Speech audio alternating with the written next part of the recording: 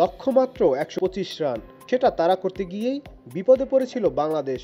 শ্রীলঙ্কার বিপক্ষে শেষ পর্যন্ত সহজ ম্যাচ কঠিন করে জিতল নাজমুল হোসেন শান্তর দল। একই সঙ্গে শুভ সূচনা করল চলতি টি-20 বিশ্বকাপে। মোস্তাফিজুর রহমান ও রিশাদ হোসেনরা দুর্দান্ত বোলিং করে শ্রীলঙ্কাকে ১২৪ রানে আটকে রাখেন। সেটা তাড়া করতে নেমে ৬ রানে ২ ওপেনারকে হারায় বাংলাদেশ। ২৮ রানে দলকে বিপদে রেখে ফেরেন অধিনায়ক শান্ত। এরপর লিটন কুমার দাস ও তাহিদ হৃদয় মিলে দলকে খাদের কিনারা থেকে উদ্ধার করেন। দুজনে গড়েন ৬৩ রানের জুটি। লঙ্কান অধিনায়ক ওয়ানিন্দু হাসারাঙ্গাকে টানা ৩ ছক্কা মারার পর চতুর্থ বলে আউট হন হৃদয়। তার ব্যাট থেকে আসে ২০ বলে ৪০ রান। শুরু থেকে এক প্রান্ত আগলে রাখা লিটনও তখন উইকেটে ছিলেন, কিন্তু ৮ রানের ব্যবধানে তিনি ফিরলে তাসের ঘরের মতো ভেঙে পড়ে মিডল অর্ডার।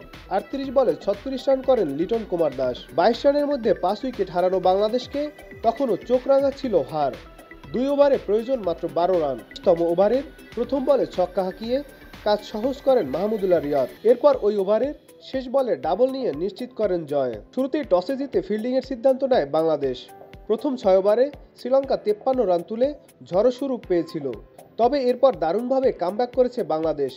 ২০ ওভার শেষে ৯ উইকেট নিয়ে লঙ্কানদের ১২৪ রানে আটকে রেখেছে টাইগাররা। বাংলাদেশের হয়ে মোস্তাফিজুর রহমান ও রিশাদ হোসেন নেন ৩টি করে উইকেট। এছাড়া তাসকিন আহমেদ ২টি ও তানজিম হাসান সাকিবের ১টি wicket. Nadim Hasan, channel I. Walton fridge কিনে অনেকের মতো আপনিও হয়ে যেতে পারেন মিলেনিয়াল। সেরা পণ্যের সেরা অফার।